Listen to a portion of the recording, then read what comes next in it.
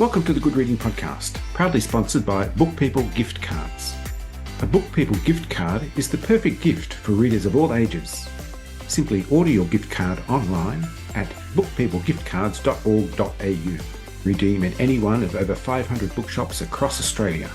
Visit bookpeoplegiftcards.org.au. The party coffin. There is a photo of my mother in a coffin. Her eyes are closed, but her glasses are still on, indicating that she is, in fact, alive. She's clutching a bouquet of fake red roses and is surrounded by bunches of fake flowers in real, although empty, beer bottles. She's managing not to smile. The coffin belonged to one of my mother's ex-boyfriends. I think his name was John, but it might have been Alan or Steve or Mike. It was a great prop to bring to a Halloween party in 1990 as people climbed in and out of it, pretending to be dead. My mother Gwen no longer has to pretend to be dead. Just before she reached that inevitable state, we were discussing funeral arrangements. "Hey, Mum," I said, "do you remember that boyfriend of yours, the undertaker?" "John," she said, or Alan, Steve, Mike. "Yeah," I said, "could he do your funeral?" "No, he's dead," she said. And then we laughed and laughed until the cancer in her kidney gave her a pain in the stomach and she was reduced to wincing and giggling. It was a moment of levity taking place for her in the midst of 3 weeks of surprise suffering, belated and incomplete taking stock and indignities. And for me, in the midst of surprise anguish, attempted and ineffectual resolution finding, followed by a years-long eruption of feelings of abandonment, hitherto under, if not unfelt. Julia Lawrinson is an award-winning writer of books for children and young adults. Julia's first novel, Obsession, won the West Australian Premier's Book Award for Young Adult Writing. Today I'm talking to Julia Lawrinson about her memoir, How to Avoid a Happy Life. Julia, welcome to the Good Reading Podcast. Thanks so much for having me, Greg. How to Avoid a Happy Life begins with a rather intriguing profile of your mother. What did she offer as a mother or fail to offer? My mother was a very interesting character. She was very lively. She was very go-getting. She was very wild. And she offered, I guess, unconventional things as a mother. So she always encouraged me in my creative endeavours, for example. So she was always supportive of me playing music or performing or writing.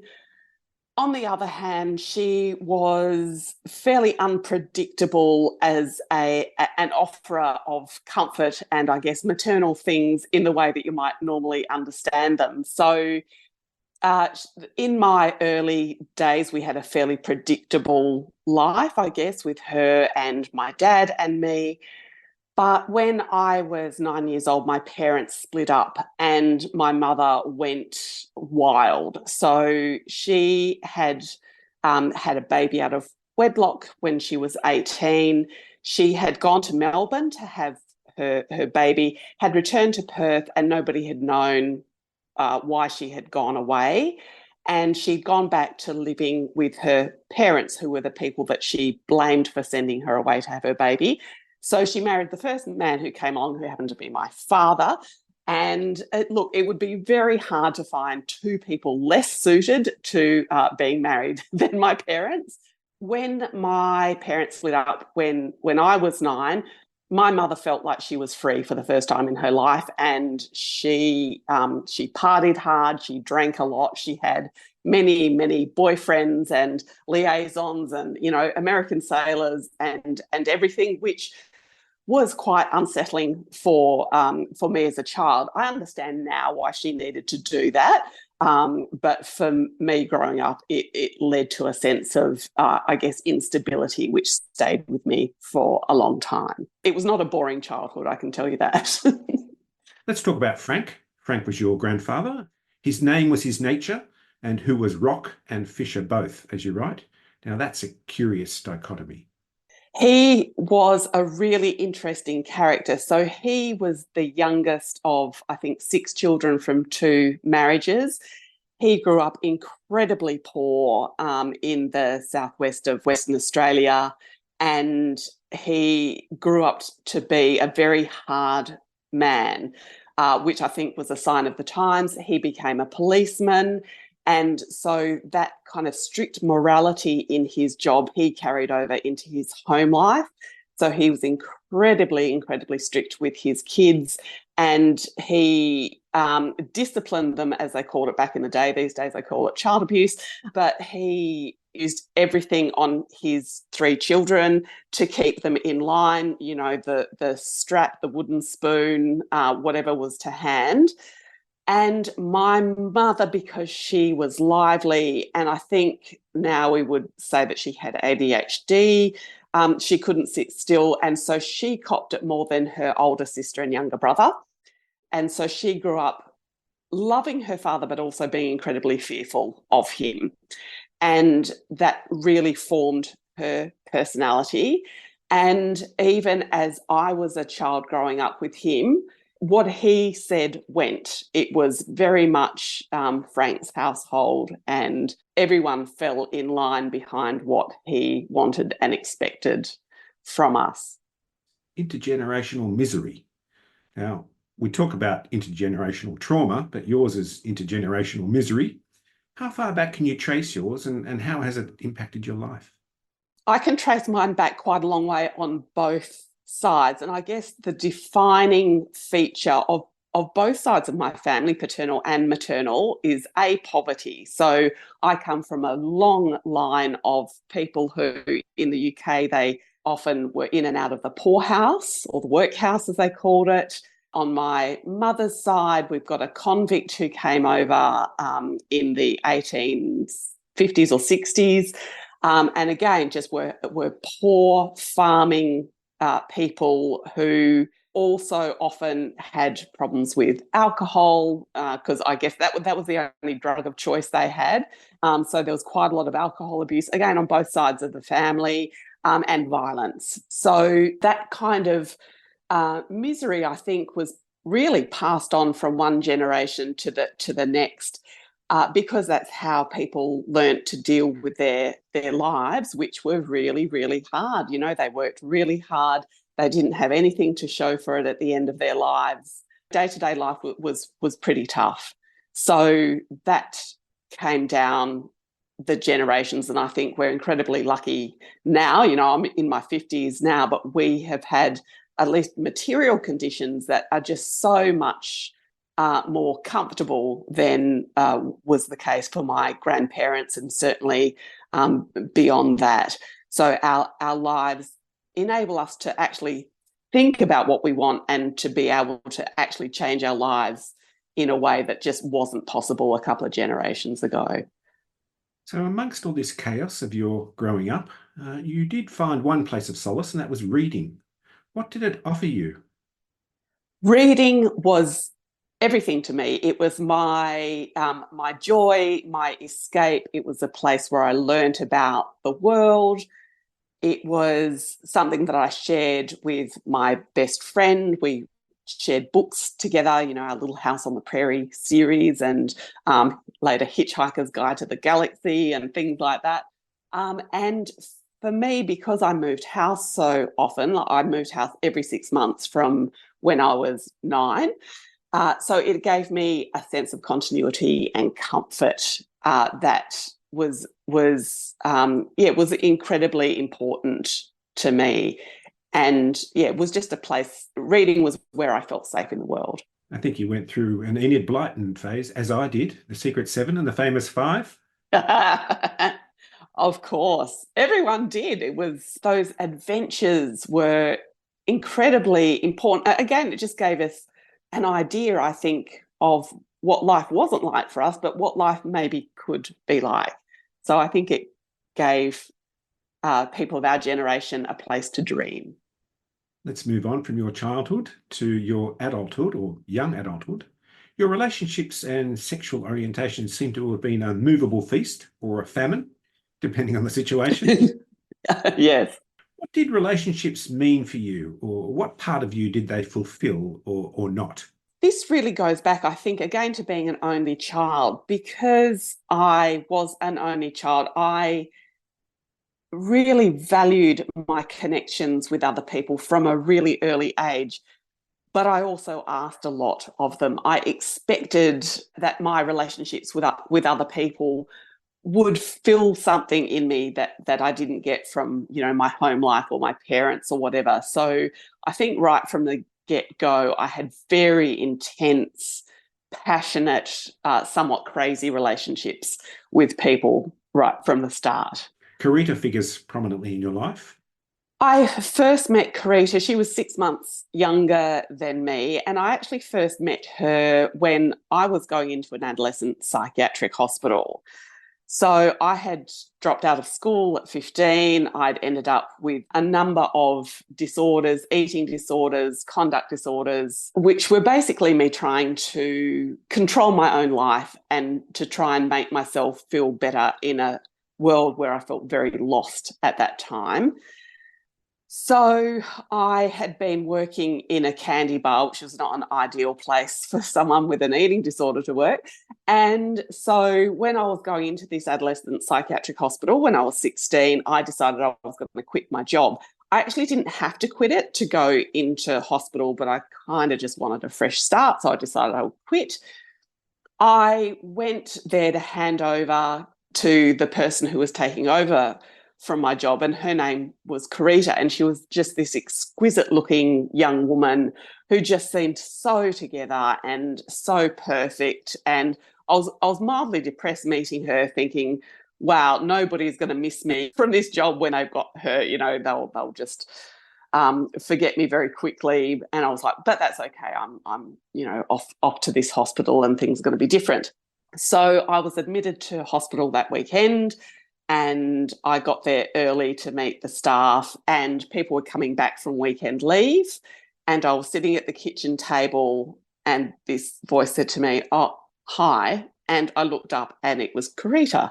So she also was in this hospital, and she knew who I was, but I didn't know who she was. And thus began a very intense friendship that lasted over the next couple of years. So we really bonded when we were in hospital together. We shared the same lecturer's psychiatrist. We moved out together when we both left the hospital, and then we ended up hitchhiking across Australia together.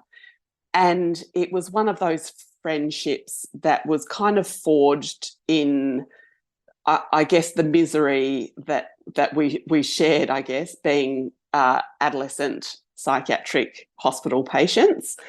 And then we tried to, I guess, we tried to encourage each other to make something out of our lives. So it was incredibly intense and very, very passionate and very troubled. So I ended up leaving Karita in Sydney. I decided I was going to come back to Perth to study. I went to see her one more time 6 months later, and she was in a relationship. She was about to go off travelling the world. And it was always one of those friendships because it was so formative. I always thought that we would catch up later on in our lives, compare notes, and, talk about the crazy stuff that we did together.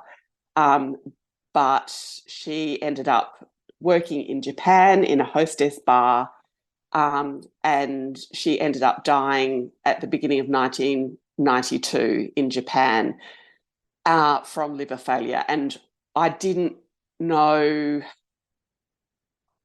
I found out through her mother, and I was incredibly sad about what had happened to her. And it also made me think about what had happened to us in the psychiatric hospital at that time. So I think it was a week before her 22nd birthday when she died. So a lot of feelings came up because of that, but we actually didn't find out why she had died, the real reason behind her death, until 8 years later.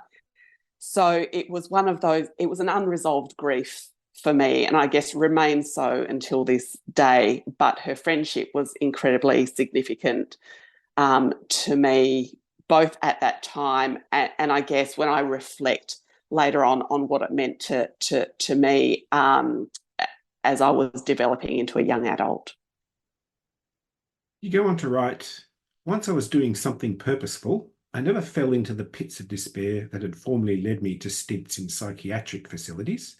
What was purposeful for you?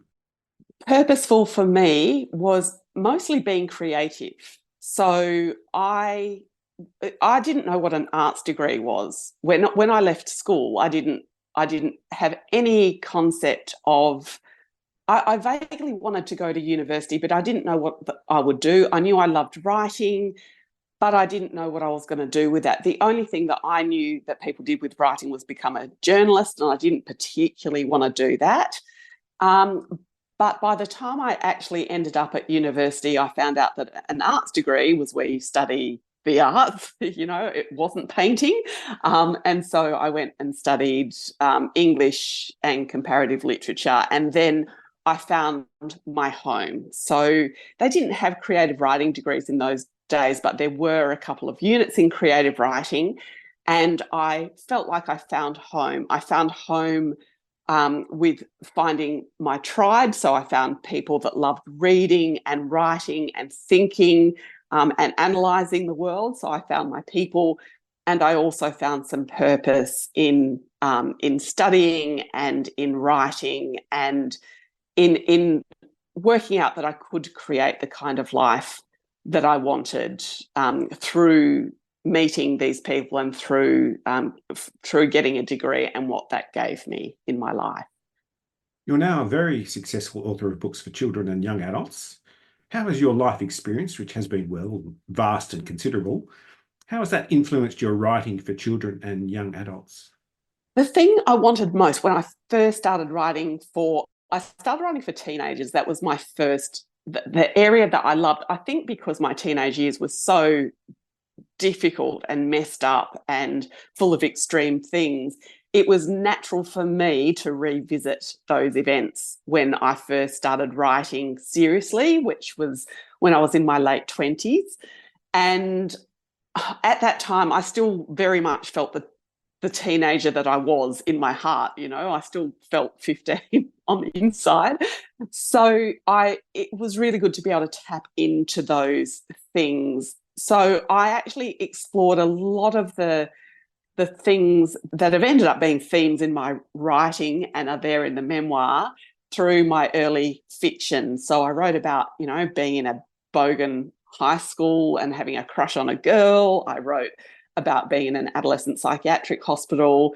I wrote a historical novel called Bye Beautiful, set in 1966, about a policeman's family where the oldest sister gets in trouble, gets pregnant out of wedlock.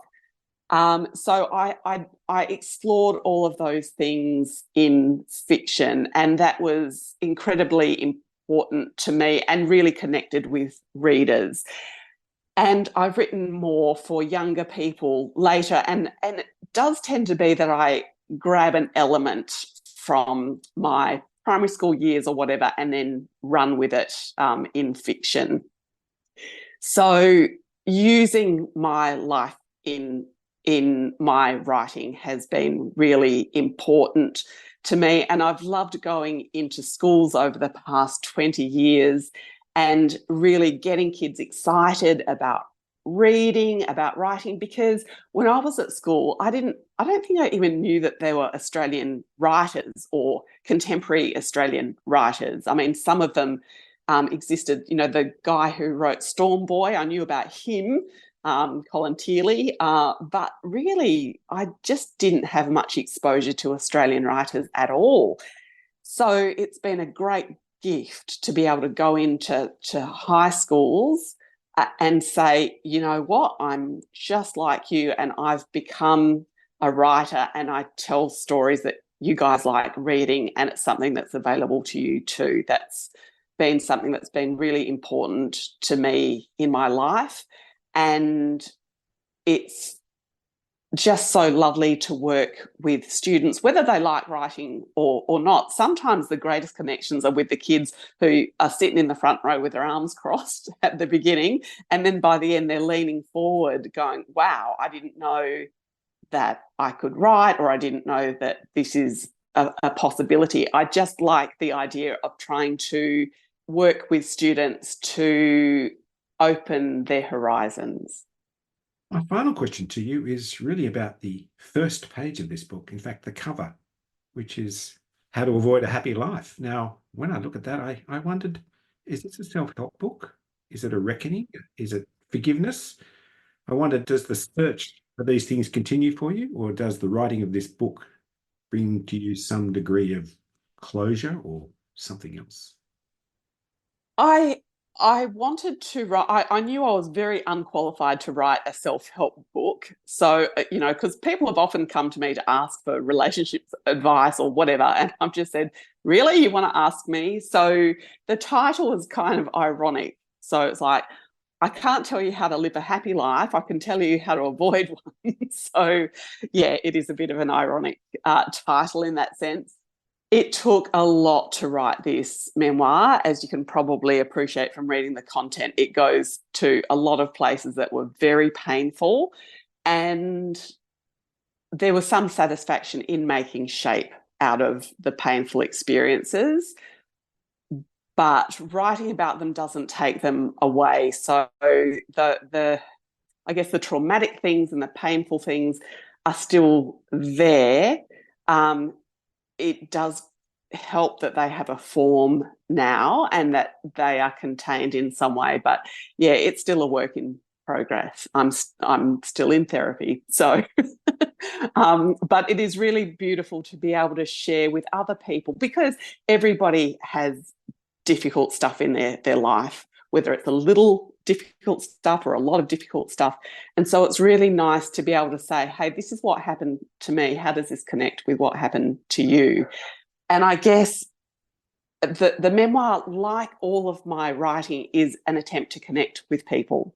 And so it's been really wonderful having this heartfelt response from the memoir, from people who just absolutely love it, whether they have experiences like mine or not. Everyone relates to getting through hard stuff. Julia, it's been wonderful to talk to you, and thank you so much for joining me on the Good Reading Podcast. Thanks so much for having me, Greg. I've been talking to Julia Lawrinson about her memoir, How to Avoid a Happy Life. It's published by Fremantle Press, and you can find it at goodreadingmagazine.com.au. My name's Greg Dobbs, and thanks for listening. This Good Reading Podcast was brought to you by Book People Gift Cards. Share the joy of reading with a Book People gift card. To find out more, visit bookpeoplegiftcards.org.au.